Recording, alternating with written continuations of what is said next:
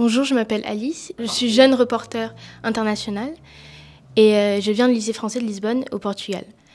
Et nous sommes ici dans les bureaux de la directrice générale de l'AEFE et vous venez de renouveler une convention entre l'AFM Téléthon et l'AEFE. Je voulais vous poser quelques questions à ce sujet. Madame Laurence Thienot-Hermin, vous êtes présidente de l'AFM Téléthon et est-ce que vous pensez que vous pouvez nous expliquer ce que c'est, surtout pour des élèves qui ne sont pas forcément français et qui ne connaissent pas le Téléthon?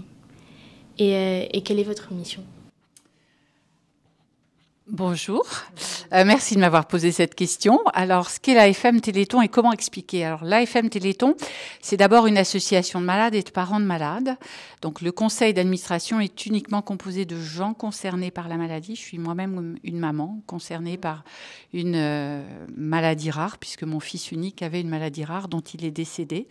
Et donc, ce sont des parents qui ont pris leur destin en main et qui ont décidé que la fatalité, ça ne devait pas s'exercer dans ces familles et de trouver des solutions, des traitements pour des maladies rares incurables.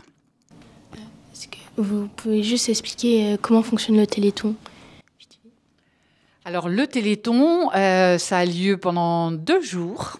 Alors, le prochain Téléthon, c'est 29 et 30 novembre 2024. On compte sur vous, évidemment, pour être très mobilisés et pour faire téléthon.fr et pour ne pas oublier ces 2 journées. Ça nous permet de financer 2 grandes missions. L'aide et l'accompagnement des malades et des familles. Donc ça, c'est tout un réseau de salariés professionnels qui sont aux côtés des malades et des familles. Et sur la partie recherche, ce sont plus de 2000 chercheurs qui dépendent des fonds du Téléthon. Des chercheurs qui sont en France, mais aussi à l'étranger, bien évidemment. Merci. Madame Claudia Echarefos, donc vous renouvelez cette convention régulièrement. Quelles sont les missions que vous avez en commun et pourquoi vous renouvelez cette convention? Merci beaucoup. Oui, c'est un partenariat qui remonte à 2016 et que nous renouvelons aujourd'hui.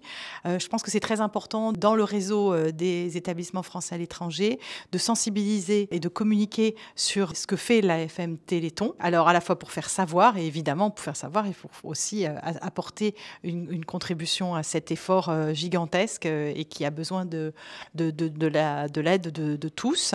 Et puis, compte tenu de cette présence et de ce travail très important avec des chercheurs que fait l'AFM Téléthon, il y a un travail aussi de contact avec des chercheurs. Donc c'est pour moi aussi, pour l'Agence pour l'enseignement français à l'étranger, important de permettre aux élèves d'être en contact avec des chercheurs. Je pense que quand on est jeune comme vous, je vois aussi qu'il y a beaucoup de jeunes qui sortent du réseau de l'enseignement français à l'étranger, qui choisissent les programmes PASS, qui veulent se diriger vers des métiers de la santé, voire de la recherche, rencontrer dans ces moments où on se forme des chercheurs, c'est vraiment à la fois enrichissant et ça peut ouvrir des perspectives pour le futur. On voit d'ailleurs, après qu'on ait mis en place ces 1000 chercheurs dans les écoles en France et à l'international, on commence à voir aujourd'hui dans nos propres laboratoires des jeunes